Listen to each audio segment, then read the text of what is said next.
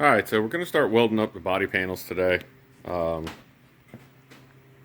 I say, I got my pieces made, got all my plug holes done, got where I'm going to do any stitches. I need to come through with the grinder and clean up the holes a little bit. Nothing's flat right now, especially on this side, but reversed.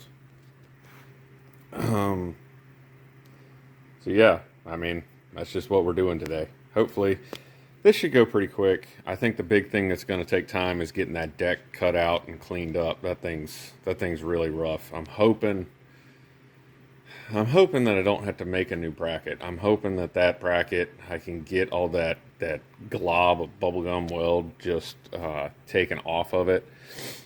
But I guess at worst, I'll have to either find or make a new bracket. Hopefully it doesn't come down to that though.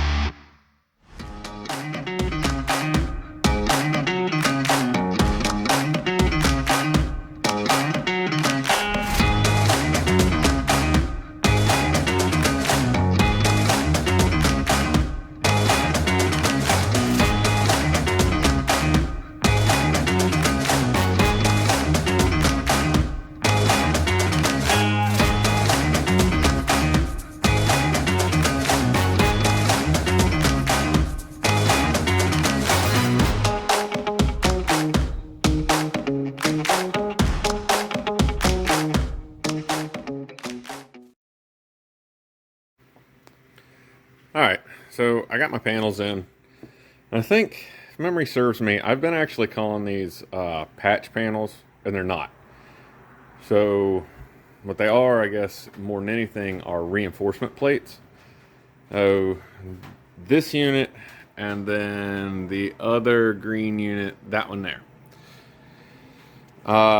These back fender sections have metal fatigue in the exact same place on both units. Since they're identical, I figure that's probably just a design engineering fail, and more than likely what it is, this is where the hinge point for the seat bolts down.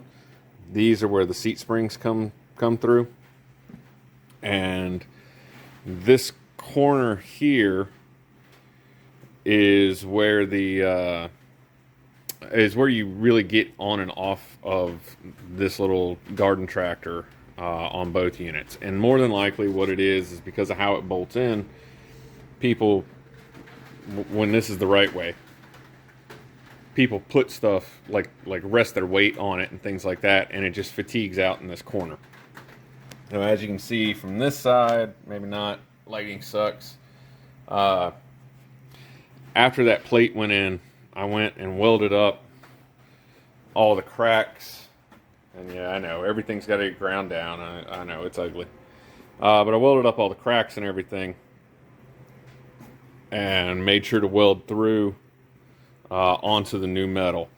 And like I say, all it really is to provide just a little extra structure in these places, so that the hopefully so that it doesn't break out again.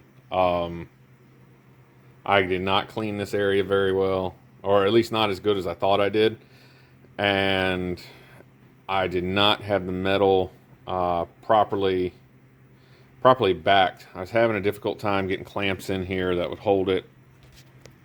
And I decided to just try to use magnets. And what I should have done was, well,